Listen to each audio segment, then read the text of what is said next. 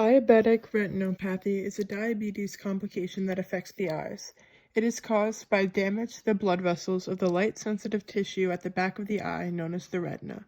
This disease, known as diabetic retinopathy, can cause legal blindness in both eyes.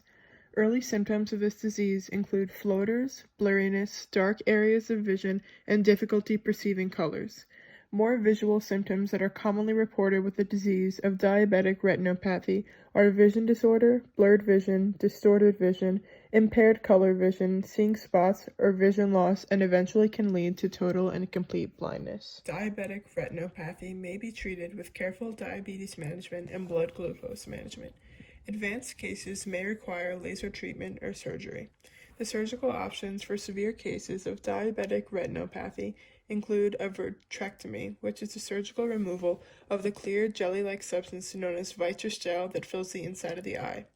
After getting a vitrectomy, you might have some pain in your eye and your vision may be blurry for a few days after the surgery. You will need 2 to 4 weeks to recover before you can do your normal activities again. It may take longer for your vision to get back to normal.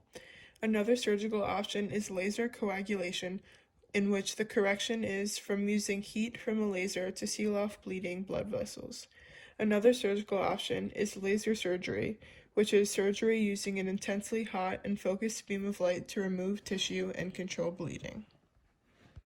Retinopathy has generally been considered a vasculopathy that results from the breakdown of blood-retinal barrier and closure of retinal capillaries. In recent evidence, however, it suggests that diabetic retinopathy begins as a neuroretinopathy with vascular changes occurring later during the disease.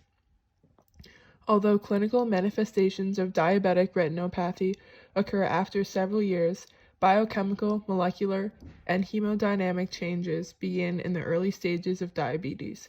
Chronic intracellular hyperglycemia, consequent to an absolute or incremental insulin deficit, triggers a cascade of biochemical mechanisms at the cellular level that drive the disease process. The earliest clinical stage of diabetic retinopathy is characterized by the presence of tiny swellings or microaneurysms in the retinal capillary walls.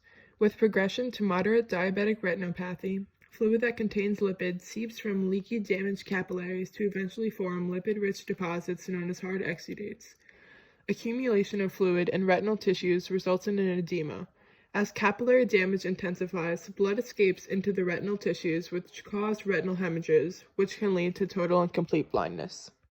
Impairment can limit people's ability to perform everyday tasks and can affect their quality of life and ability to interact with the surrounding world. Blindness, the most severe form of visual impairment, can reduce people's ability to perform daily tasks and move about unaided. Aids for blind people can be dogs or other people, and therapy or walking sticks are constantly used.